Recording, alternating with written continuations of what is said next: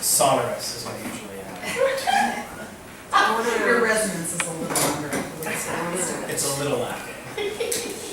All right, so let's turn to the boring part of your day. And That's why we're here. Yeah. I'm so sorry. I just so where were we again? Memory. Just as a reminder, we've been discussing the four major cognitive skills: attention, memory, perception, and cognitive flexibility. Last time we discussed attention. So attention has one focus, and it can be external or internal. But what if you need to keep something in mind for a while?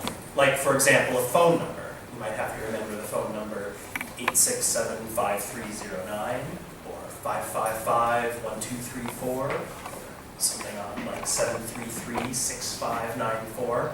So if you're given that and you have to remember it for a while, that's where memory comes into play.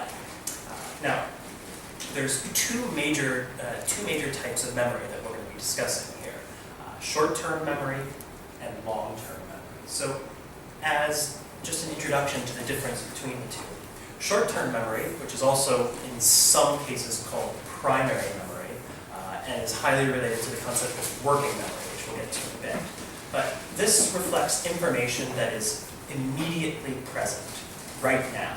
So it's information that, in essence, has never left your conscious mind. If you hear the phone number 555-1234, and you keep thinking about it, and you keep thinking about it, and it's always in your mind, then that is in short-term memory, your primary memory.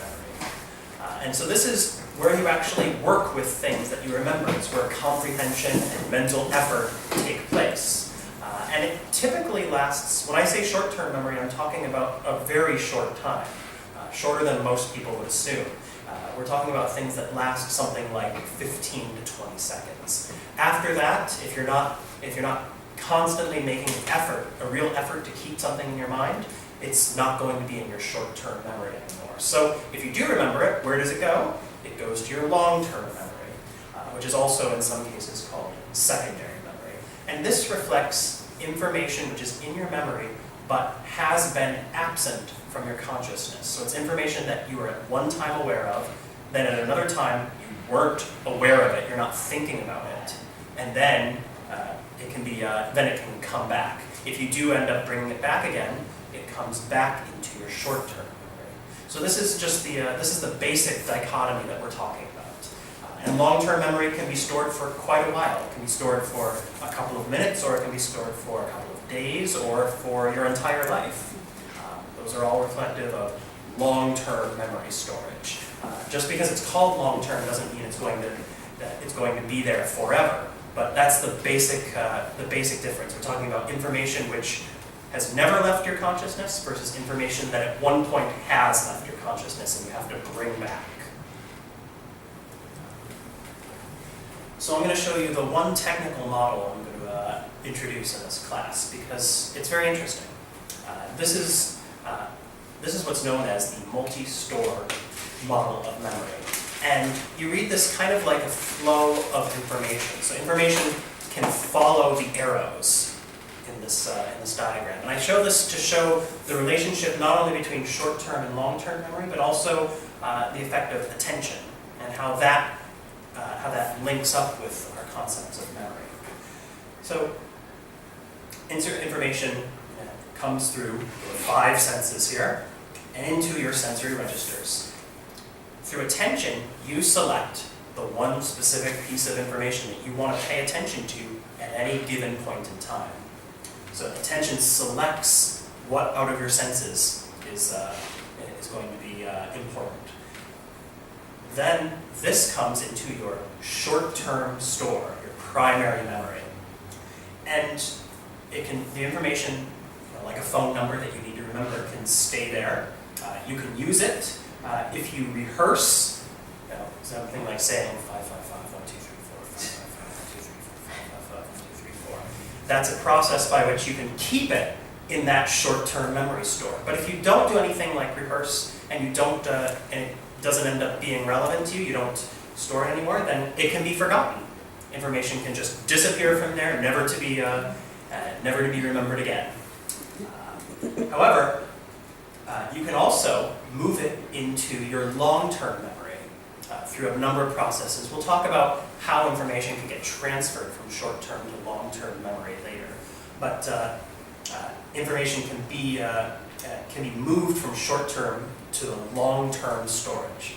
Then, when you need to retrieve that memory, if you want to use that memory again, you don't just take it straight from the long-term storage. Instead, you move it back into your short-term store or primary memory, which is why it's called that. And then, once it's in there, once you're conscious of it again, aware of it, thinking about that information, then you can use it to guide your behavior. So that's the basic model of how memory works. One other thing I'll just point out, because it will become relevant next week, is that your long-term memory can help guide your pattern recognition, which can actually influence the way in which you take information into your senses in the first place. So it's a rather complex system. But, Can you repeat that? yes, your long-term memory can guide your ability to recognize patterns in things. That's what okay, right. Thank you. Like the French thing, is that right? Like, because if you spoke French, you remember the French language. You didn't have a relationship with the French language, you didn't remember the French language. That is a great example. Those words would be gibberish to anyone who didn't understand French. Someone who did would remember them much more easily because they recognize the patterns in that, in what's coming into their senses. We'll talk more about pattern recognition next time, but this is just to show a model of how attention and long-term memory and short-term memory and pattern recognition and perception all fit together. So this is the way that information moves through this model. This is, just to give credit where it's due, this is a model that was developed originally by Juan Norman in 1965, and then elaborated on by Atkinson and Schifrin, who actually invented the terms short-term memory and long-term memory. So before then, before 1968, no one used those terms.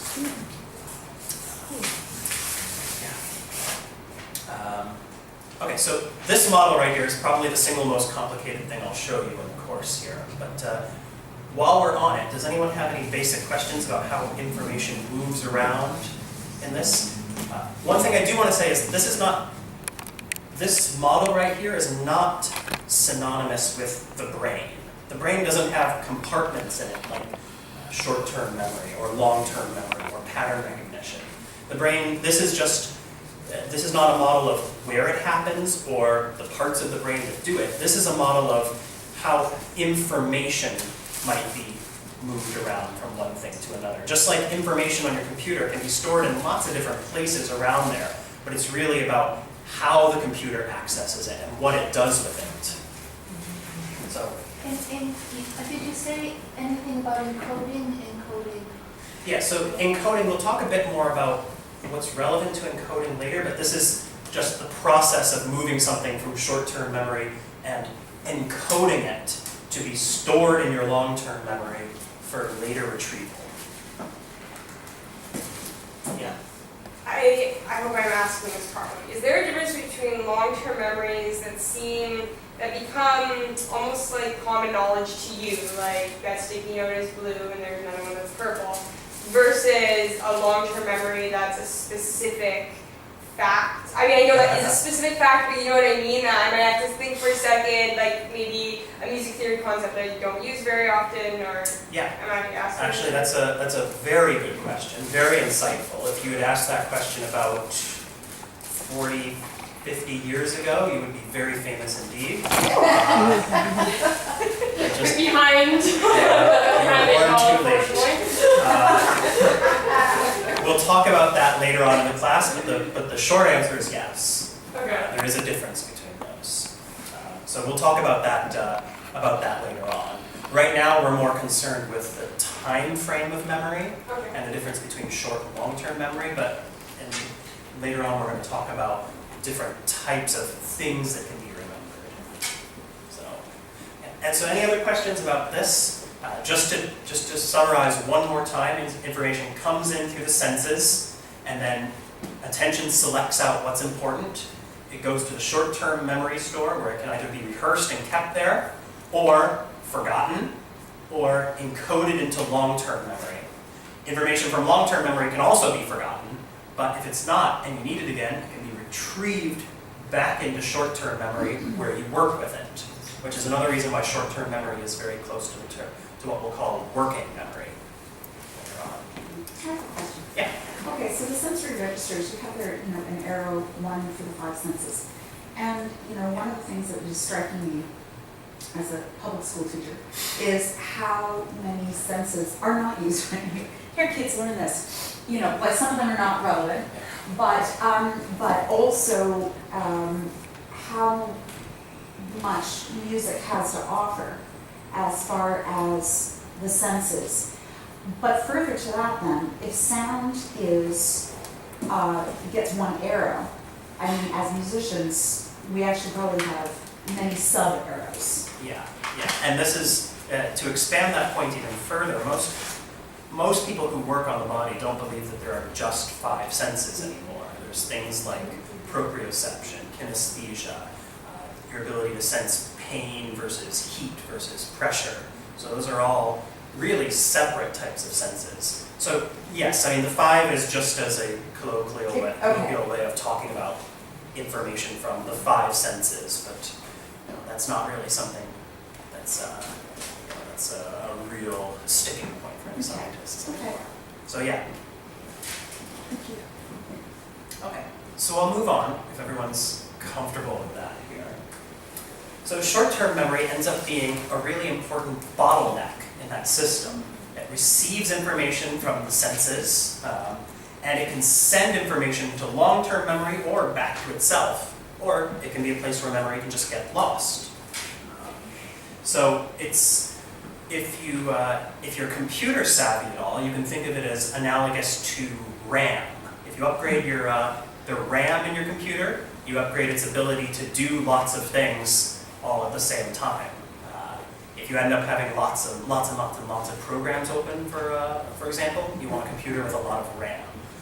Long-term memory is more analogous to ROM, which is your computer's storage. I have 1 terabyte of memory. I have 500 gigabytes of memory. That you're talking about is long-term storage of things, but not what it's working with at any given time. As an analogy. Although, again, this is just an analogy and it's not perfect. No analogies are. But that's one way of thinking about it. People like to think about the mind as analogous to a computer. And so this is also a limit on what we can be conscious or aware of at any particular time, what you can hold in your mind. In your long-term and your short-term? That's really a short-term memory I'm talking about there. So let's talk a little bit more about some of those capacity issues of short-term memory. So imagine that you go into a building and you're trying to get directions to an office from the front desk. If they say, he's in room 26, no problem, you just go to room 26. But if they say something like, he's in room 358C on the 12th floor in the Annenberg wing, and you need to dial 2610 to enter, then you probably should write that down. You're not going to be able to retain all of that in your short-term memory reliably. Or imagine if you're ordering sushi with a bunch of friends and everybody wants something different. You end up wanting 3 dynamite rolls and 2 spicy scallops and a yellowfin tuna and 1 yam and 4 avocado rolls. Again, you should write that down because you're not going to, even though you don't care about remembering it for the long term, you still don't have the capacity to hold all of that information in your short-term memory. And so, yeah. Can I ask about that? Can you increase your capacity? Because I understand when waiters, for example, are taking orders, they can chunk the information. We will talk about that. Okay. You have so many good questions. Waitresses all the way through university. Plus pianos. Yeah. Yeah. So our capacity for items tends to top out somewhere around 7 items. There's actually a very famous paper that was published in 1956 about memory that had probably the most famous paper title in all of psychology. It was called The Magical Number 7 ± 2, which had to do with how much people could remember in their short-term memory at any given time. Generally 7 plus or minus 2 items. So we'll do a quick memory test right now. Okay? Very quick memory. I'm going to give you a list of words, and what you do, after we do it, I'm going to just pick one person at random and try to remember as many of these words as you can. Okay? They can't write it So down. pay attention. No, No. don't write it down. That's cheating. Okay, I'll begin. Vine, nook, rare, yarn, lawn, bone, hook, where, grain, door. Vine, nook, yarn, grain, door. Anyone else want to try? I'll take a volunteer now. So You did quite well. that's pretty good. You got 5 of the items, and that's most people will get somewhere around between. That's a particularly hard list. Yeah, they're not related. No. Yeah, but Oh, rare, right. Oh. Nook, rare. vine, nook, rare, Rare. yarn, lawn, bone, hook, where, grain, door. Well, I thought that was like wheat, didn't you say wheat? I was like, green. So this is called your memory span. This just has to do with the amount of pure information without relating it to something else or without grouping them together or anything that people can remember at any one time. Generally 7 plus or minus 2. In a list of 10 items like that, almost everybody's going to be homeless. That's just what happens. Makes a very good demo. So, you probably have all had something like this happen. You get up from the couch and you walk to the refrigerator and you open the door and you wonder, when was I coming again? Every day. Multiple times. So, in that case, you're only trying to remember one thing. But why do we forget things when we sometimes, even things when we have the capacity to remember them? Why do we forget in the first place? So, Decay. yeah. So there's two potential types of answers. One of them is decay, which is just that information gradually gets lost over time. As if you don't work on it, if you don't do something to it, your memory of that information just decays over time, eventually just is completely lost. The other option is interference, that other things get in the way and prevent you from remembering what you were trying to do. And so interference can take 2 different forms. It can take there's proactive interference and retroactive interference. Proactive interference is when things that happened before the thing you try to remember get in the way. Retroactive interference is when things that happened after the thing you're trying to remember get in the way.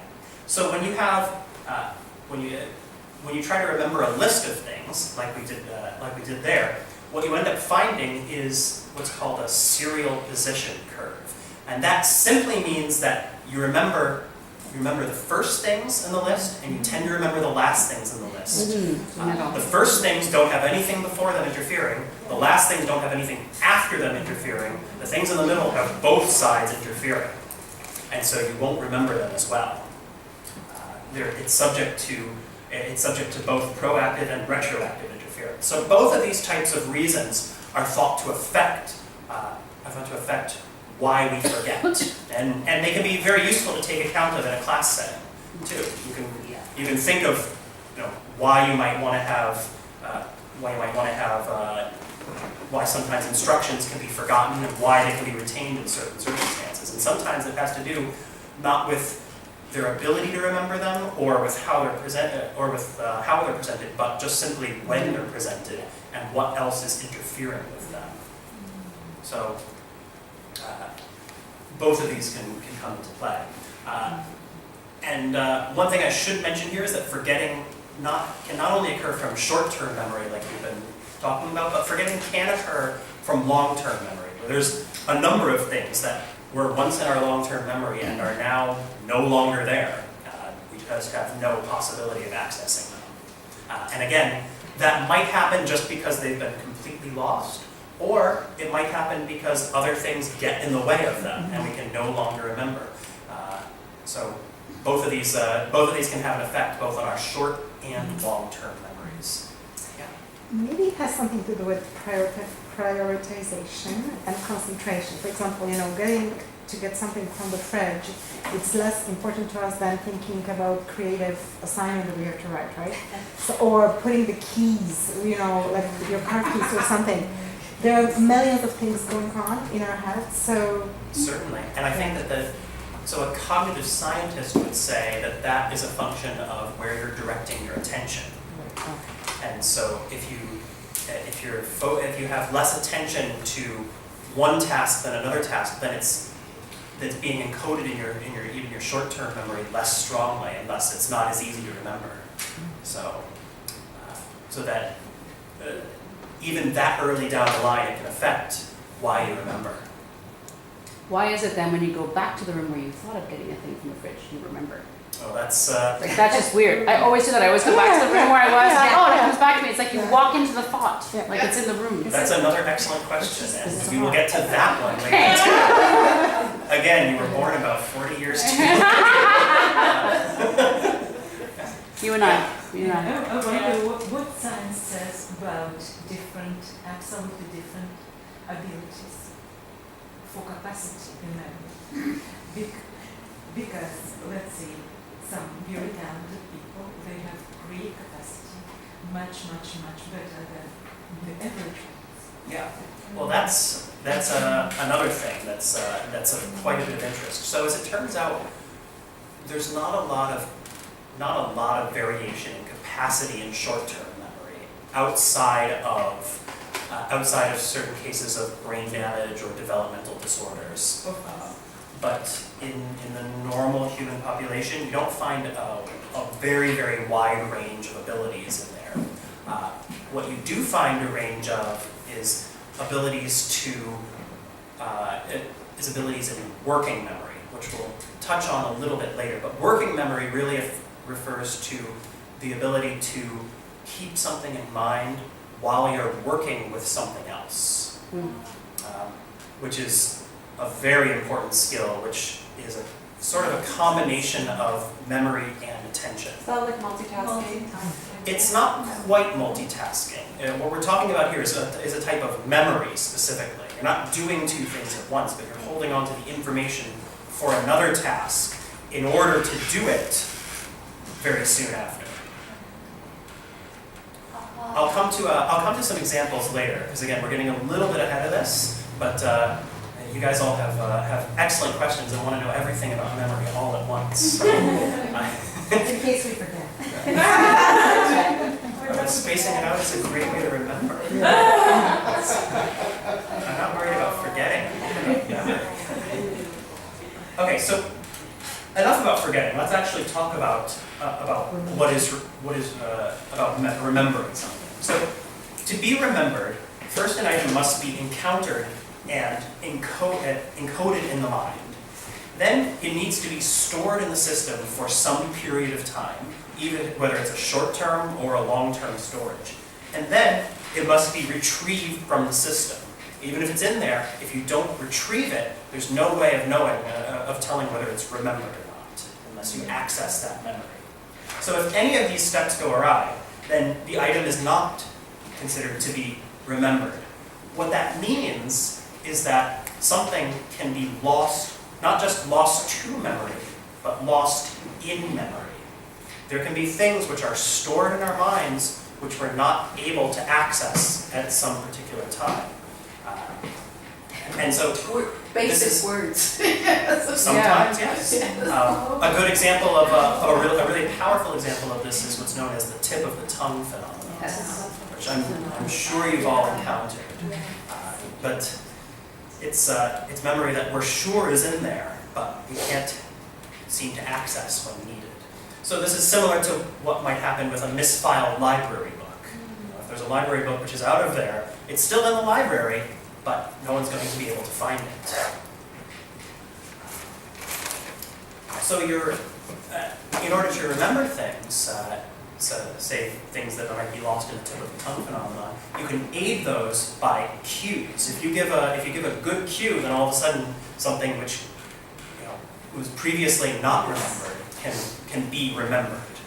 So this speaks to the importance of cues. We'll talk a little bit more about the type of cues that can be important next. One of the main reasons, one of the main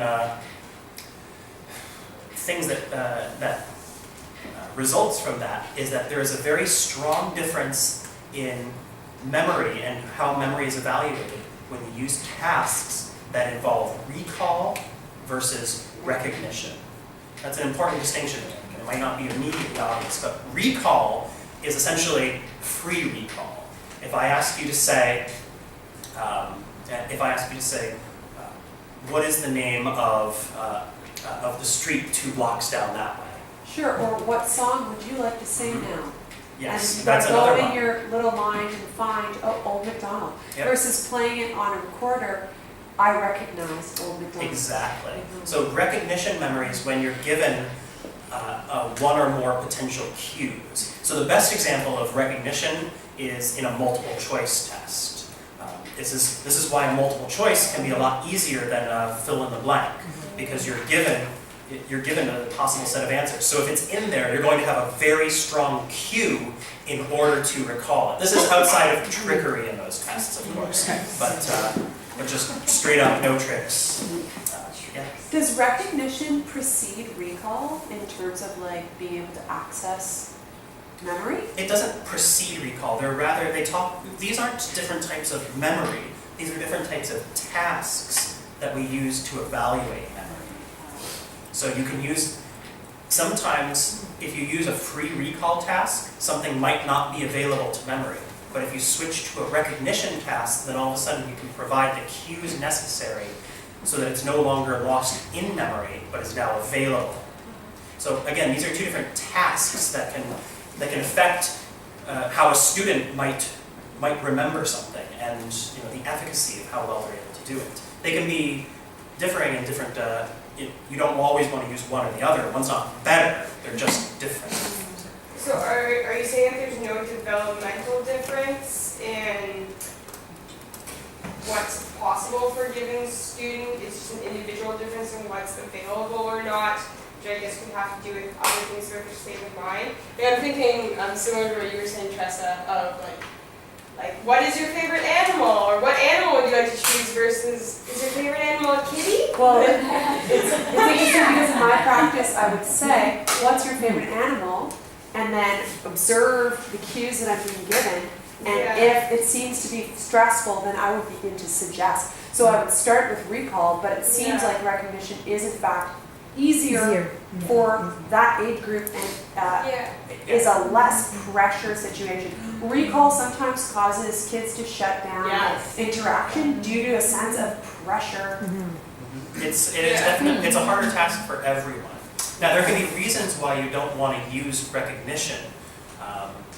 We're not really going to get into that now. Because you've only got your own ideas of animal. And like in Waldorf, for example, you would never say, is it green or blue? You would just leave it open for them to say, it's purple, regardless of what it was.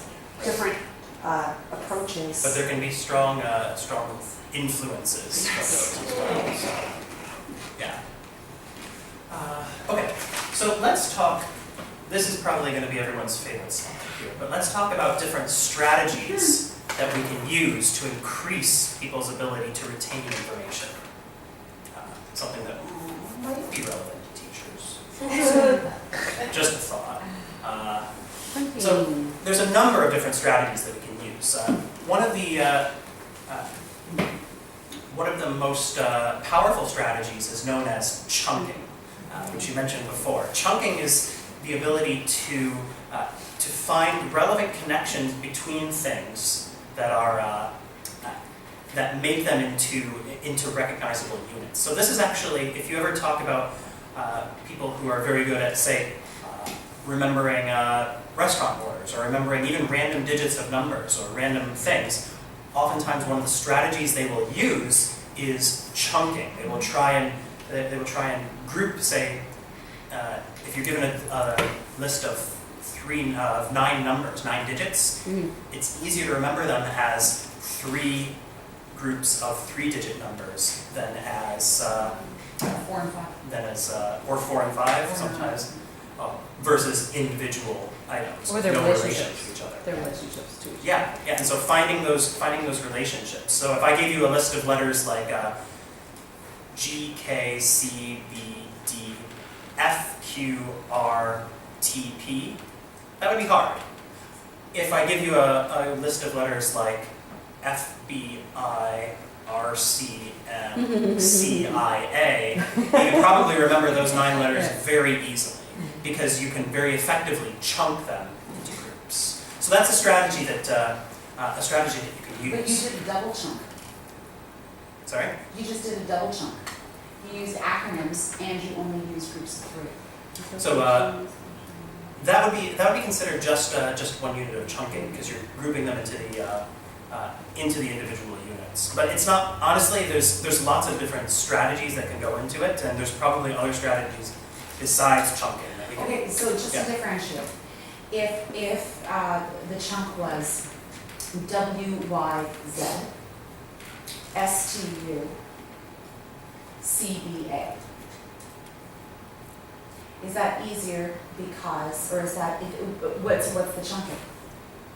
The chunking is 3 letters as opposed to CIA, Central Intelligence Agency.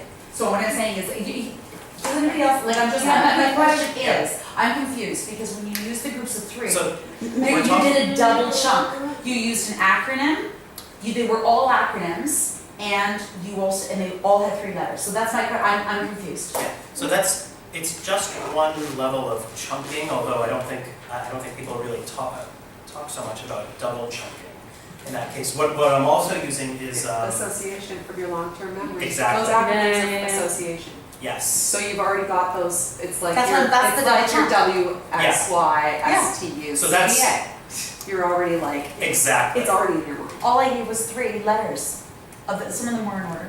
Yeah, Okay, but the middle one was. they were all in order or backwards order, so that's Yeah. a chunk too, because there's these. I tried double chunk twice. Yeah. No, because it's single chunking, but it's also confused. association. Yeah. I'm confused. That is. They were in order. Yeah, so that's actually how most people in memory would think about it. You're chunking them into units of 3, but those units of 3 have associations with things from long-term memory, which is actually the second one on this list. Okay. So we can also talk about that's another thing that really increases capacity to remember. If you can associate things that are going on now with memories that you have stored already, then that gives you more cues to draw on in order to retain that information, in order to recall it when you want. So again, those are. So this is. Let me play. I'm not going to bother hooking up the speakers because it's just one sound I want to play. But this is an example of something that might not sound very structured to most people here, but is very structured and very associable for a certain class of people.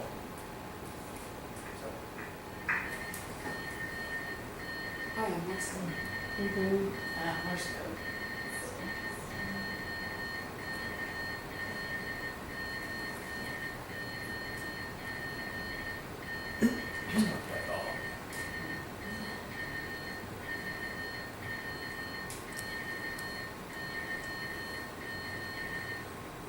So, could anybody here repeat that back exactly as was? Came back a few times. Because somebody who was trained in Morse code would be able to repeat that exactly perfectly right away, because what we're playing there is just the alphabet in Morse code. So, because they have associations for all of those individual units, which they can chunk into relevant letter groups, then they're able to remember that perfectly Whereas somebody without that long-term memory association would not be able to do so, not even close. Okay. So when people, this is probably not a relevant question at all, but when people learn Morse code, do they also learn it by touch as well? Or do they? I would not know the answer to that, I'm sorry. But presumably that would form more association, like if someone's struggling, that would form more associations that would help them, or? Yeah, well, I mean, they need to be able to do it by touch and by sound and by visualization as well, by reading it. So they need to have all three of those. So it's the same like Braille language, right? For Yeah, it's people that don't see. I mean, it's not really a language per se, because, but it's more of a new alphabet, right? Well, if you communicate, it is that way of communication. It's a language, right? Yeah. Although I don't think most people communicate in Morse code. Not most, but some, right? Yeah. Okay, so another strategy that we can use to enhance long-term our ability to retain something in memory is known as recoding, and this is actually very related to what we just talked about. It's the act of taking something from one domain and coding it in a new way. So, for example, if you see a picture of a dog, and then a cat, and then a tree, you will probably the most easy way for most people to remember that is to just say dog, cat, tree. You're recoding that into a verbal code, an auditory code, which you can then repeat over and over and over. So this is another way of. You can also do the opposite. You can have imagery. If you talk about if you want to recall, say, the street where you grow up, one way of doing that might be to recall what it looks like, recall what the view from your front door might have been, for example. So that's another way of getting at and reframing memories to make them more complex and more easily rememberable. We're sitting here taking notes, even though we know that we're going to have access to the PowerPoint, and that's recoding. That is exactly it. And that, because I know that's why I do it. Yeah, because it and the helps act me of to taking down the notes remember. itself, even if you never look at them again, Yeah, is a recoding. yeah. Wow. Yeah. And apparently, we have a typer in our presence, which is just interesting because, and part of that has to do with age, and it has to do with what people are used to. I still have a pen, so it depends. No, but it depends on what type of encoding works. So for some, because it might not be a physical thing, but maybe. Apparently research says that writing Writing is it more effective. creates deeper neural pathways Yes. than typing it. Yeah, it does. And I think that probably has to do with like Emotions. genetics as well, like DNA passing along of skills, action, like genetics probably plays. But yeah, I found that very fascinating. I just can't write as fast as I can type. No, I am sorry. I'm not trying to. No. But my point is that my son would also be Yeah. typing type. Like he would not, anyways. Yeah. But I know this works for me. That's why I'm writing. Can I ask about like, is recoding, like if I were to look at this list and I was trying to like figure out a way that I could remember it, and I took the first letter of each of them and spelled card deck, for example, to remember it, like, is that recoding or is that association? Carve a deck. That's probably a complex strategy that involves both, I think. Yeah. Like just making those, or Father Charles goes down, and it's that those types of. Mnemonics, Yeah, mnemonics are actually very good because they both draw from our other knowledge from long-term memory, and they also help us to chunk things together. And probably repeat as well, repetition. Yeah, which is the next strategy. Just simple repetition, which is is often looked down on by a lot of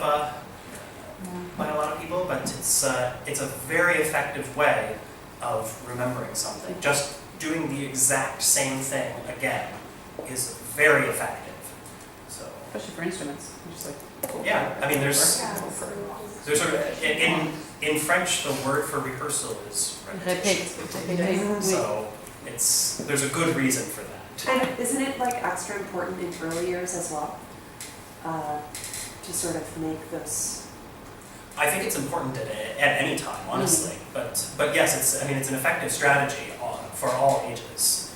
That just being able to repeat information is very good. And this is not only immediately, but this is something that can be a very effective strategy later on. So if you repeat something and wait a while and then repeat it again, that can be a very effective strategy. Another thing to mention is that repeating something until you get it right is often not as good as repeating something until you get it right over and over and over again. Mm-hmm. Overlearning is actually very important and can really help strengthen that memory trace. So even though you've gotten something good enough one time, it's not as good as getting it good enough time and time and time and time again. That's what my piano teacher said. Me too. I read a study on review versus recall, but I think the recall is repetition, in the context they're saying, but that they did studies with students either just reviewing the material or just simply looking away and trying to recall it. And the students thought that the recall wouldn't be as effective, but it was actually way more effective than the other strategies, or drawing concept map. So things other than recall they thought would be more effective, but just recalling the information, which I guess is really repeating it and overlearning it. Is that Yeah, yes, recalling it is a form of repetition. So, yeah. Is recalling it a form of recoding it because you're recalling it in either visual, you're kind of saying the answer to yourself? Does that count as the Yeah. recoding? So this is I think what we're talking about here is actually this last point here, consolidation. Consolidation refers to the act of bringing a memory back up, and then the act of bringing it back from long-term memory into short-term memory can help to consolidate that memory. It makes the trace stronger, more firm. And I think that's the sense that they're talking about there. Consolidation is actually particularly effective when it's done spaced out. So spaced learning can be more effective than learning all at once. If you repeat something, say 4 days in a row, and then wait for 4 weeks to remember it, it won't be, even if you've gotten it great, it won't be as well remembered as if you repeated it, say once and then a week later, and then a week later, and then a week later, and then waited. So is that like an exam? So you're repeating it and then you wait and then have this exam that consolidates? Yes, and so it's bringing it back into memory, and it's strengthening that memory trace. Yeah. So there's 2 other strategies on here that we didn't get to. They're 2 of the more complex ones. The first one is something we call depth of processing. This is basically the idea that if you process something when you're encoding it more deeply, then you're more likely to remember it because you have a more complex set of cues and associations to draw on. So the classic example of this is if I give you a list of words and I just ask you to scan the list of words and pick out which are the capital letters and which are the lowercase letters, you might not remember the words very well. If I give you that same list of words and I ask you to think about which ones are animals and which ones are tools, then you're probably much more likely to remember words off of that list because of how deeply you've processed the material.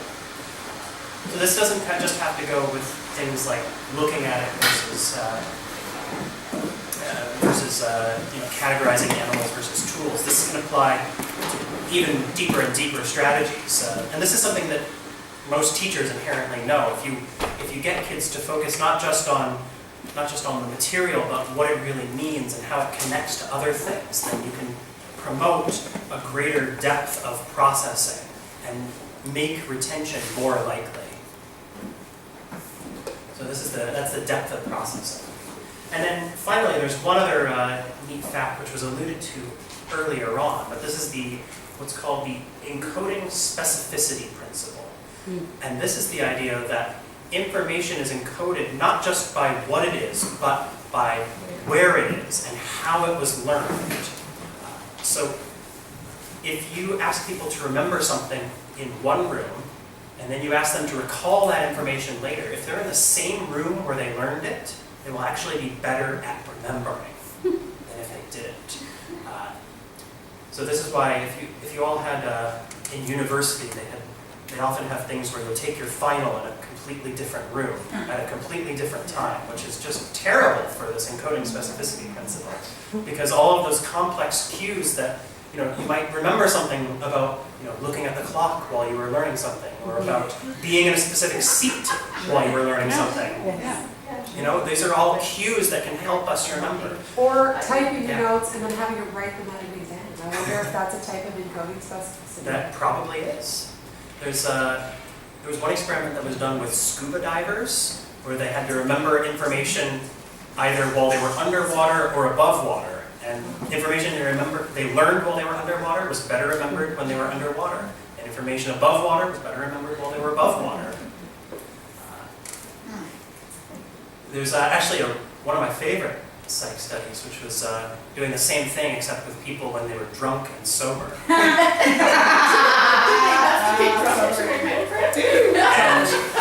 And was it with primary memory or easy? So there was a main effect of just that people who were drunk were worse at remembering everything. But overall, if you were drunk, you were better at remembering things you learned when you were drunk than remembering things you learned when you were sober. I would not have thought that. We have liquor licenses throughout the conservatory.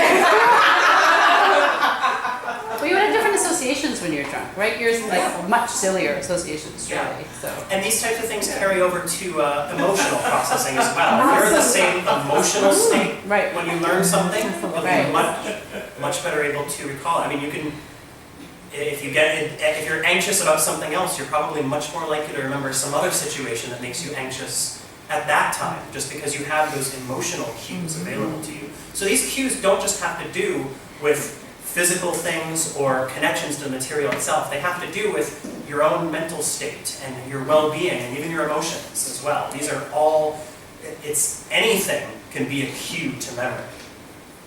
At the risk of derailing the train, would this include artificially inducing anxiety while preparing for a situation that you expect to be, or anxiety or a different emotion? This is a reason why practice tests can be such a good study tool.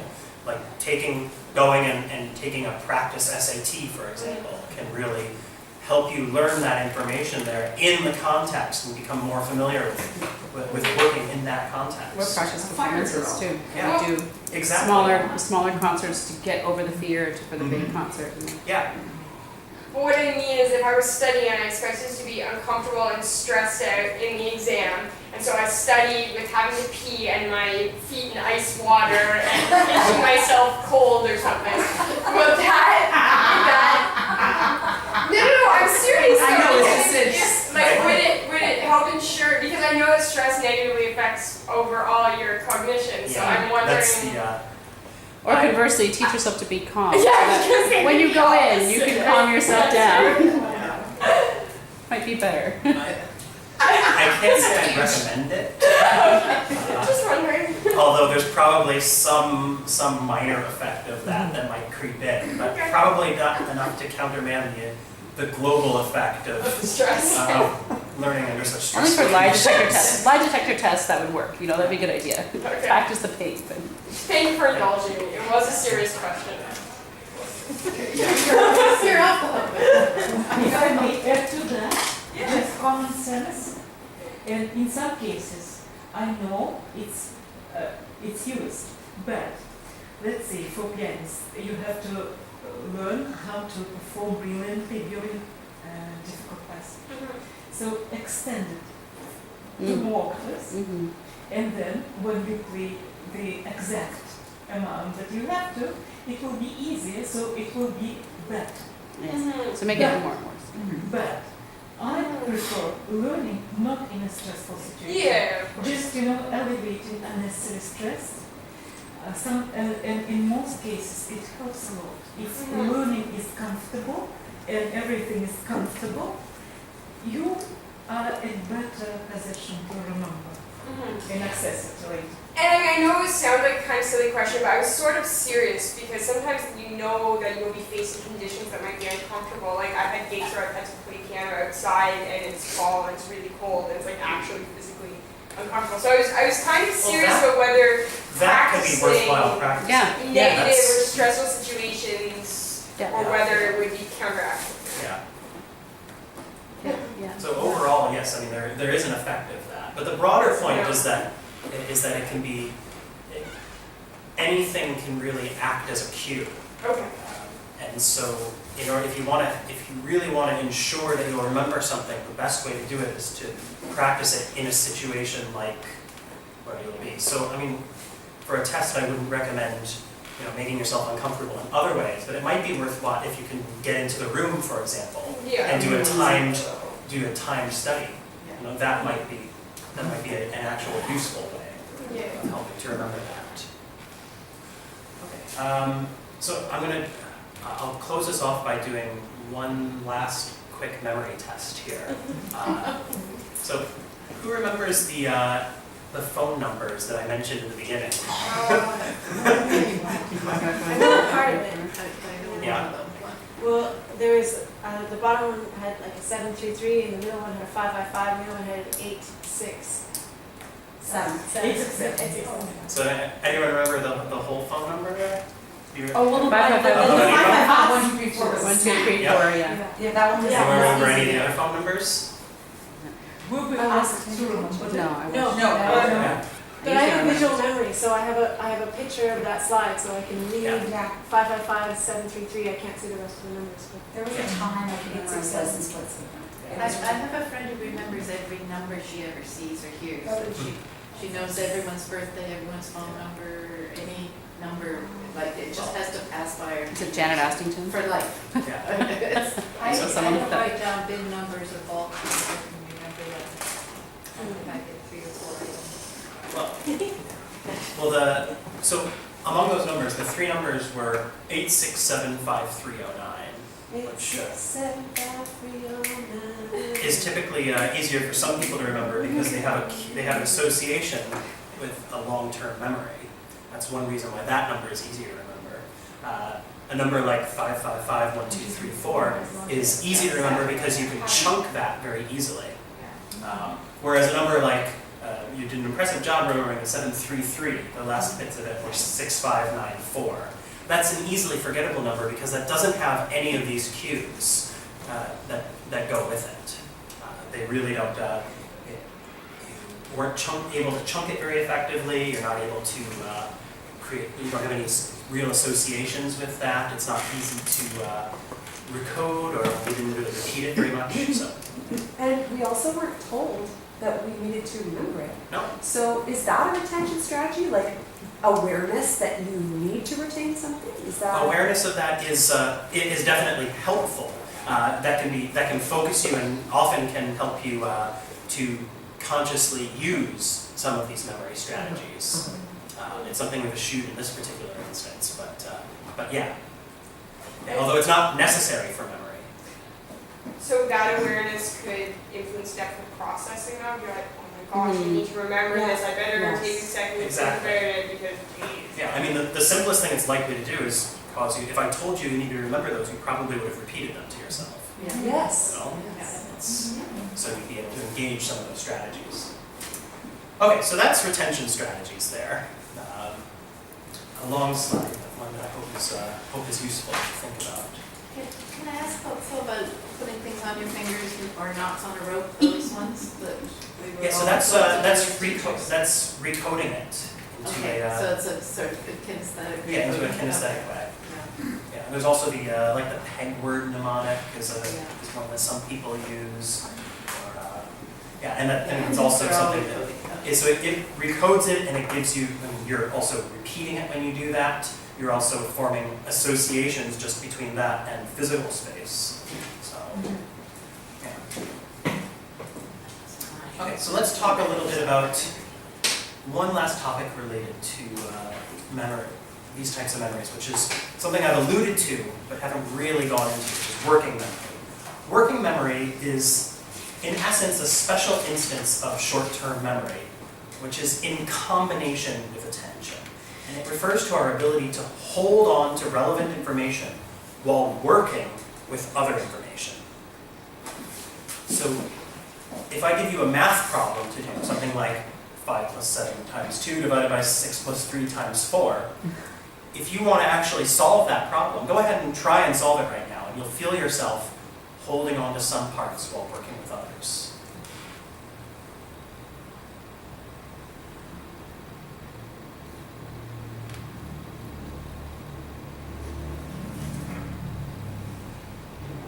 So you don't need to go through the whole thing. The answer isn't important here, but you can feel that if you need to do this, you need to first you compute what 5 plus 7 is, and then you use the answer to that and multiply it by 2. Then what you need to do is hold on to that part, hold on to that 24, while you start doing 6 plus 3. So now I'm working with 6 plus 3, but I'm trying to also remember 24. And now I'm doing 9 times 4. So now, while I'm also remembering 24. So it's this idea of holding on to something while you're working with other things. So you're not using that 24 at that time, but you're holding on to it so you can use it later on in this operation. This is something which is also relevant when it comes to reading.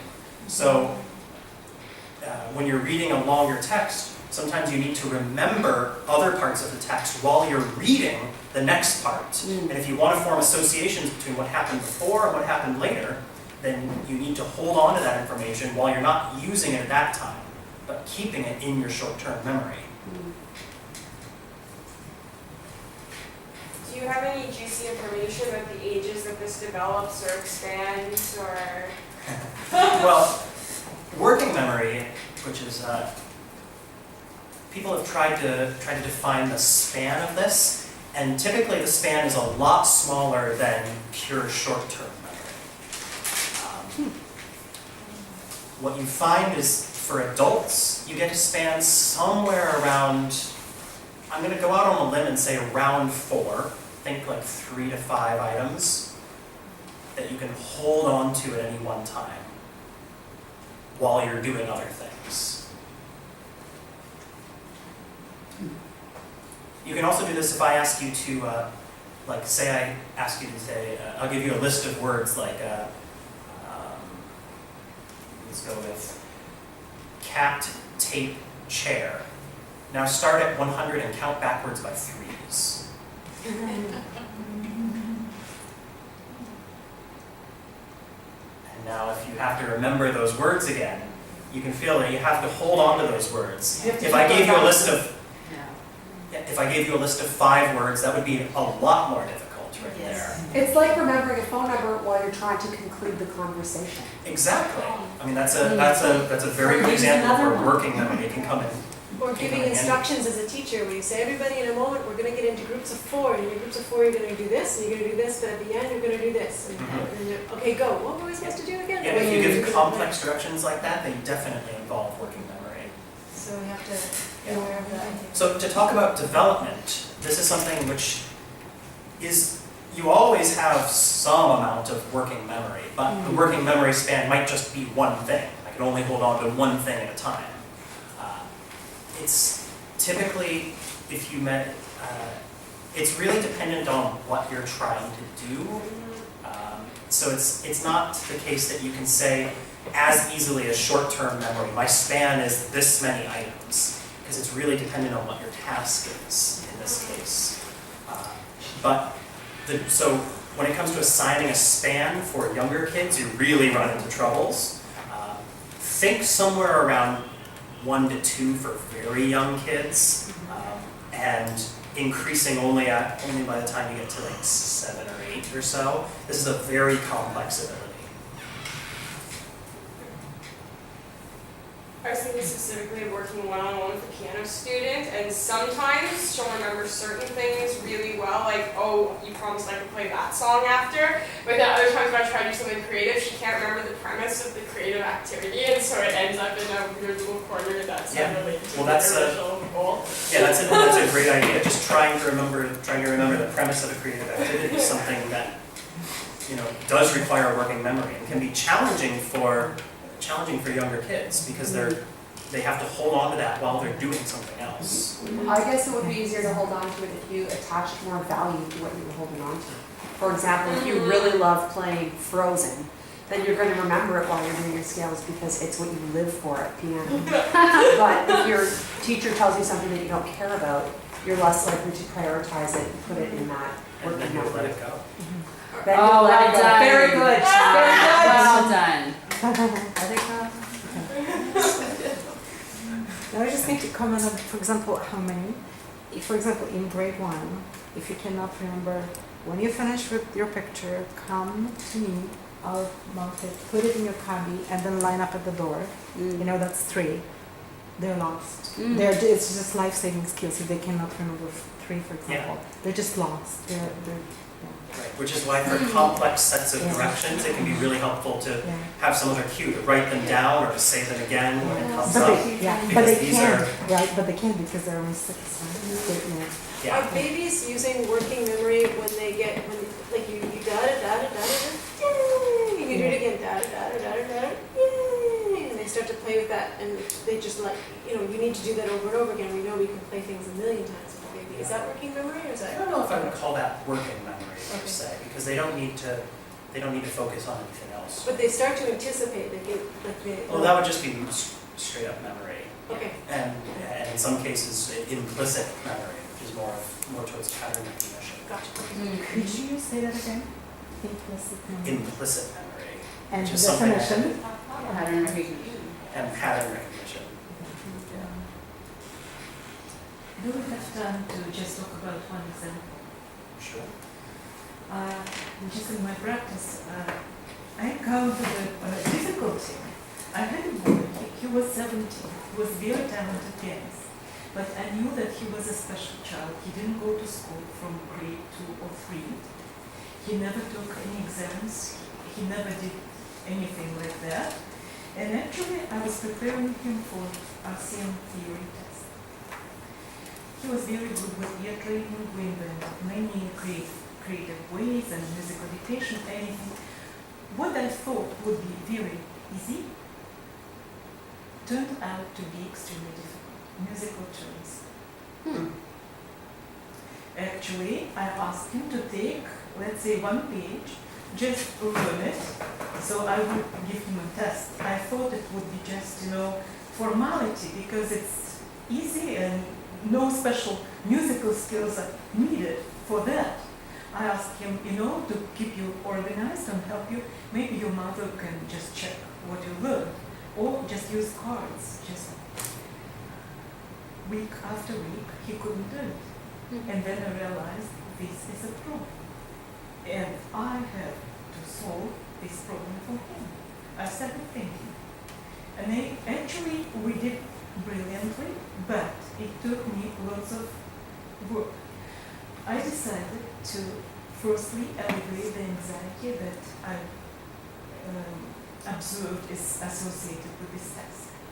I told him, let's see how many words, how many musical terms in Italian you know already. And I started with something like allegro, andante, some tempo that actually everybody knows, and we wrote them down. And that was the starting point. And then I decided to categorize. And I told him, you know what? Let's just recall how many other tempo indications you might know, or maybe we will discover together. And then, just to keep the story short, we created 4 categories. Tempo, then dynamics, then some character identification, and something else, some genres. And we worked just in these channels associated with different areas. And that what worked, actually. Some chunking, maybe. Yeah. And imposing that kind of organization on the memory can really give a lot more cues to how to remember things. Yeah, I think that's a great idea. Yeah. Okay. So I'll give one more example here, just so you can feel what working memory feels like.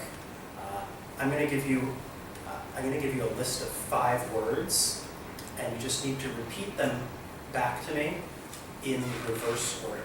Okay? So let's go with panel, street, lamp, desk, sock. Panel, Sock. street, lamp, desk. Desk, lamp, Panel, and then street. panel. Yeah. So that's another task that really heavily involves working memory, because while you're doing one thing, you have to be remembering all of that other information.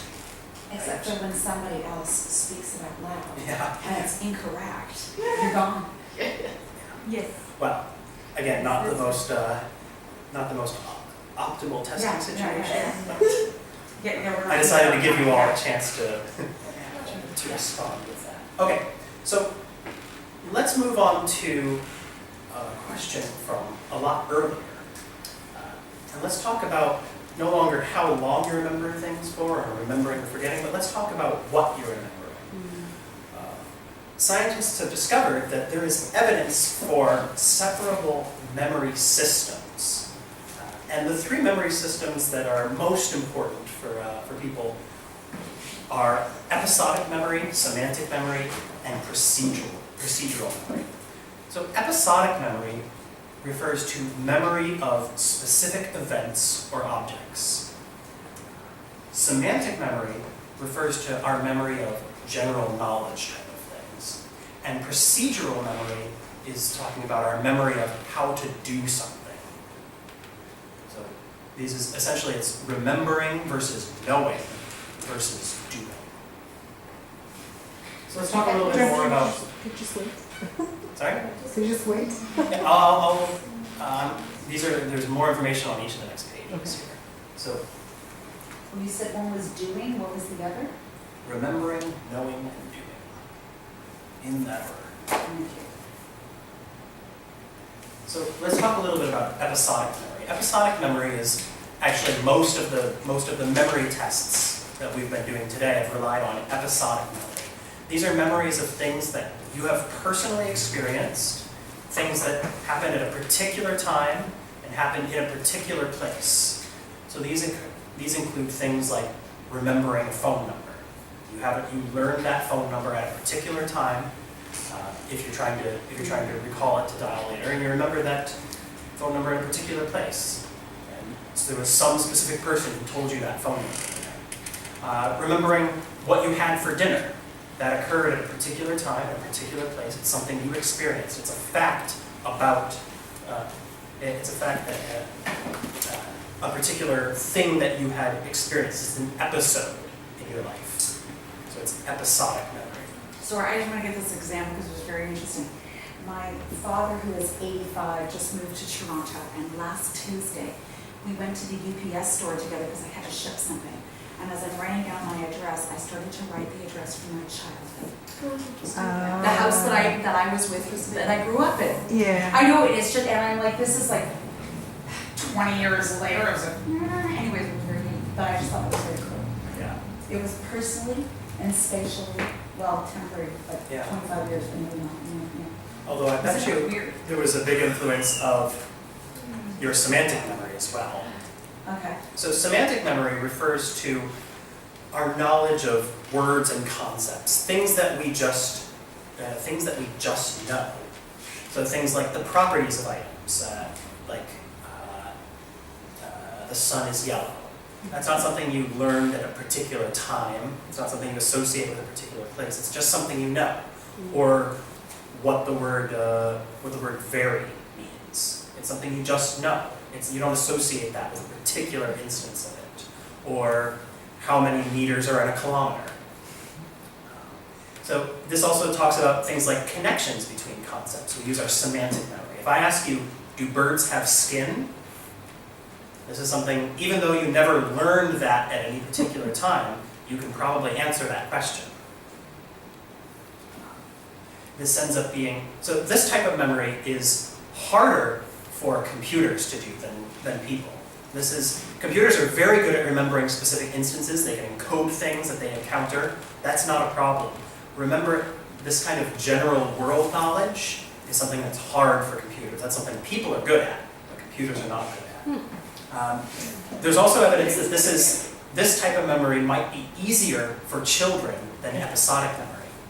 So children might find it easier to remember general concepts rather than specifically specific instances of those. Can I share something funny? I was babysitting, a long time ago, and this little boy, we were eating dinner, and he was saying, "Motorcycle is very hot. Motorcycle is very hot," over dinner, over and over and over and over again. So you don't touch, right? So you don't get burned. It was so funny. But this is what it is, right? Semantic memory. Yes. Yeah. Yeah, and so these are these are examples of things that just people know, that we don't have specific memories of having learned them in most cases. So again, things like big is the opposite of small. We just know that. Water freezes at 0 degrees. It's general knowledge. Rover taught me that big is the opposite of small.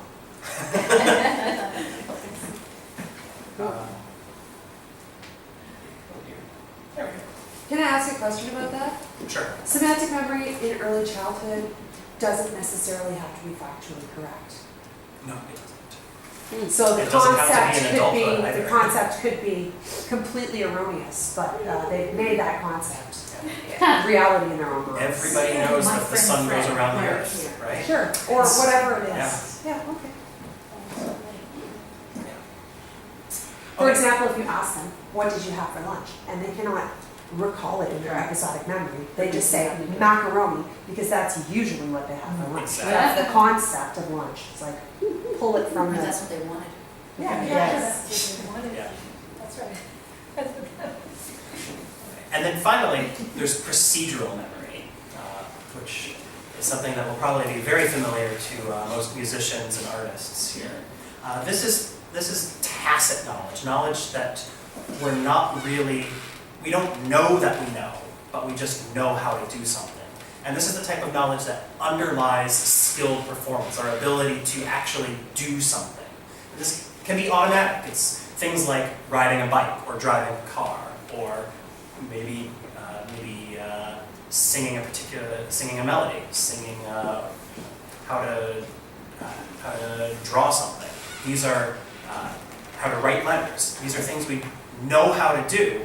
If you ask someone, how do you sing a major third? What are you going to answer? We have no idea. It's often knowledge that we can't express in words, but we know how to do it nevertheless. So for piano teachers in the room, it'd be things like when a student asks what finger should I use for that passage, and you're like, wait a second, let me just try out a couple Yeah. things. Exactly. That's a very good example. Yeah. And would it be fair to say that when you learn a piece of music, you go through all 3 stages of this memory? Like, you're first experiencing the act of playing it through, and then you're specifically remembering the details, and then you aren't sure how well you know it, and you realize it's automatic? It's not really stages per se. Oh, okay, it's just being... They're just different aspects of things. Same You can, if you practice a song, if you practice a song over and over and over, you're heavily training your procedural memory. You're gaining more skill in how to do that particular sequence of movements that creates that song. Yeah. Does it have to do something with motor cognitive link, that if you learn it once, you will never forget it?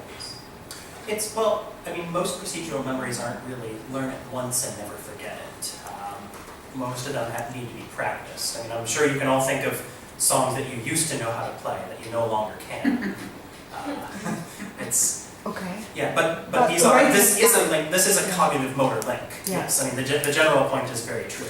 Yeah. For example, like if you learn how to ride a bike, you know how to ride a bike, or how to ride a bike. Or if you learn how to swim, Yeah.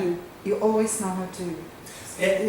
If you have practiced it to Yeah. such a degree, if you've overlearned that, then you're very unlikely to forget it. Okay. So this is motor cognitive link. Yeah. This.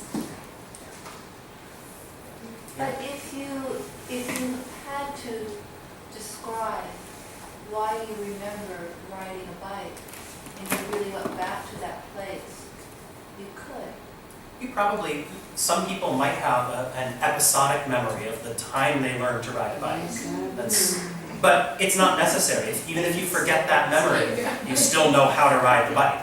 But it could be necessary if I'm interested in really helping a kid refine their core or their sense of joy in space, or me revisiting that could really access a place of joy in a kid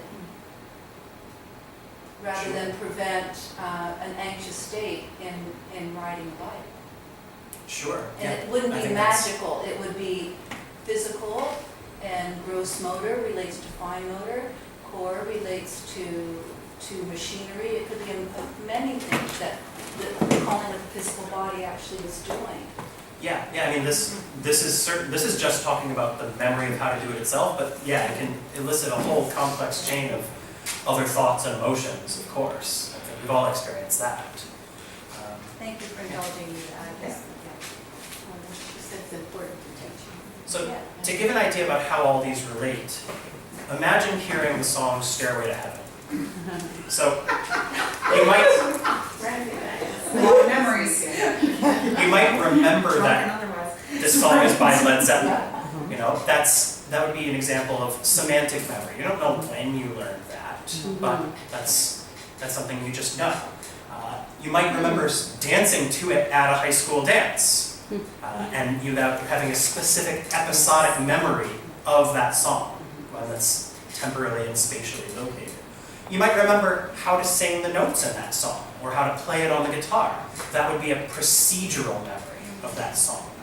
An individual thing can have different aspects to it, and the different aspects can be remembered or not remembered at any given time. The difference between these types of memory, by the way, is what can explain what's sometimes called the butcher on the bus phenomenon. It's one that I'm sure you'll all be familiar with. Imagine the most common example is you see your butcher on a city bus, and you know that guy, but you have no idea where you know him from. And it's because you're seeing him in a totally different context. So that feeling is essentially engaging the semantic memory. You recognize that you have a knowledge of this, that this is a person who's familiar to me. That's a general knowledge, but you don't recall any of the specific instances where you've seen this person before. And so that can explain that type of feeling. Furthermore, you can get more evidence for these types of memory being dissociated, actually, in a lot of cases of brain damage or stroke, things like that, where you can have patients who have totally lost one aspect of their memory, but the other ones are completely retained. Generally, in cases of amnesia, for example, they don't forget how to walk. They don't forget, what words mean oftentimes. They'll just forget, their specific episodic memories. Okay, so most memory tasks in the real world involve lots of different aspects of memory. They're not isolated timescales or isolated systems, but they integrate, in most real world tasks, you integrate all of these different things together. And so what that means is that in a lot of cases you can have partial memories of what's going on. You can remember some aspects of a situation, but not all of the aspects. Furthermore, in the way that our memories work, you have something, you can engage often what's called a reconstructive memory that engages many of these systems over different timescales. In reconstructive memory, what you find is that in remembering, say, a story about Nicole and her family, you might remember something about an overall structure of the story. You might remember some of the details, but have lost some of the details.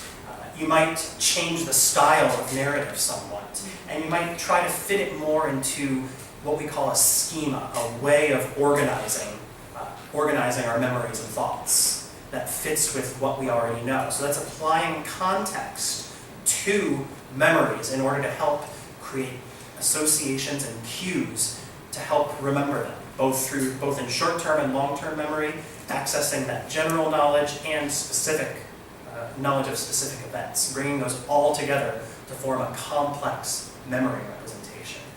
What this ends up meaning is that in most cases, we have a better memory for the gist of something than for the details.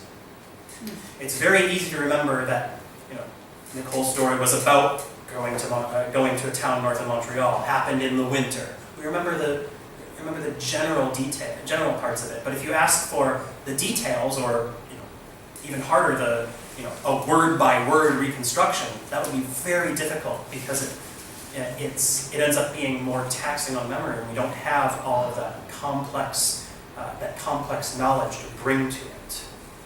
So let me give you one good example of how this can come apart. I'm going to tell you a little bit about a procedure, okay? And just try and take it all in. You can read it along with me.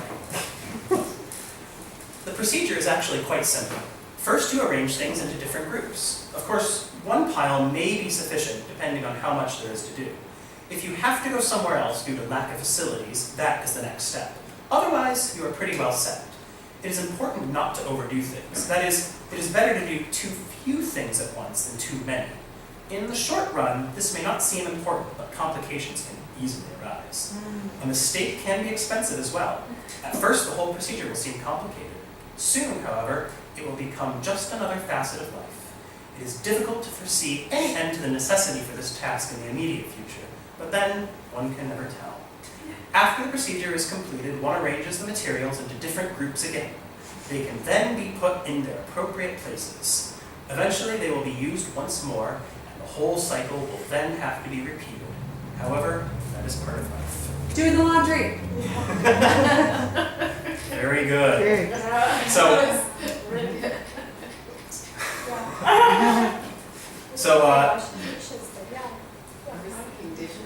I'm sorry, I couldn't help myself.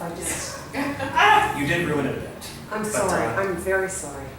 Yeah. So again, that without much context, that doesn't make sense, and you'd probably have a hard time remembering much of what went on in that paragraph. But if we add just a little bit of context to it, then all of a sudden the same text becomes much more easily rememberable. You can figure out, you could probably get almost all of the major steps if you had that context there. Why did I intuit that context? Well, you made a leap. But I wonder, like, Would it be the pattern recognition though of, I'm Yes. assuming you're familiar with doing the laundry, Yes. so that your long-term memory of like the patterns, and I think when you do a lot, someone who has done a lot of laundry, you're really overthinking the patterns because you're thinking what else you can fit into the time. So that's, it's, I think that particular instance has a lot more to do with cognitive flexibility and the ability to take apply a different perspective to something else. But yeah. So anyway, that's the general point about adding context. This increases the depth of processing of this material.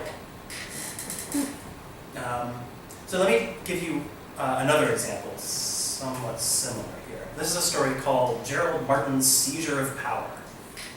So Gerald Martin strove to undermine the existing government to satisfy his political ambitions. Many of the people of his country supported his effort.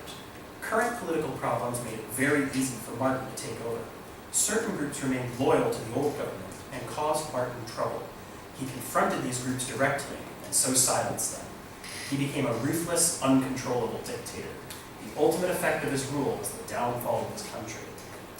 So, in one interesting experiment, they gave this particular passage to a bunch of readers, and some of them they gave the passage as written, but to another group of them they changed Gerald Martin to Adolf Hitler. And what they found is that those people who read the Adolf Hitler version were more likely to indicate that they'd seen sentences that matched up with their pre-existing ideas of Hitler. Things like Hitler was obsessed by the desire to conquer the world, which isn't in that original text at all, but it's something we already know about them. It's an example of us applying what we think we already know to something that we remember, even though it wasn't there. And this is a problem more generally in false memories, and this is why there can be severe problems with things like eyewitness testimony. Yes. Which, if any of you have looked into this or into some of the legal issues surrounding it, can be a really big problem in a lot of cases. Something like 80%, I want to say, of all people who have been falsely accused of murder were accused on the basis of eyewitness testimony. Did you see Those- 12 Angry Men, that play that addresses people's Yeah. perceptions of the... But this is generally a factor that we as a side note to this, we have a strong overconfidence in our memory. So not only will people tend to remember things falsely like this, but they will tend to be very confident that they remember that it was actually there. They will swear up and down.